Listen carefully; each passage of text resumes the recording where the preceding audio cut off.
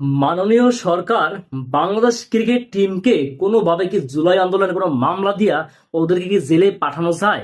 এই যে 11টা যে ছাগল শ্রীলঙ্কাকে খেলতেছে, এই 11টা ছাগলকে তাসকিন, মুস্তাফিজ, তানজিদ হাসান তামিম এবং তানজিদ হাসান সাকিবকে বাদ দিয়ে, বলার গুলা বাদ দিয়ে, একটা ব্যাটসম্যান বাদ দিয়া, এই আর গুলানে একটু দেখেন তো জুলাই আন্দোলনের মামলা দিয়া কোনোভাবে জেলে ঢুকানো যায় কিনা। ভাই 244 রানে অল আউট হয়ে গেছে, সেখানে এই দুসির ভাইরা 130 রান নেতে এরা 9টা উইকেট হারাই ফেলায়।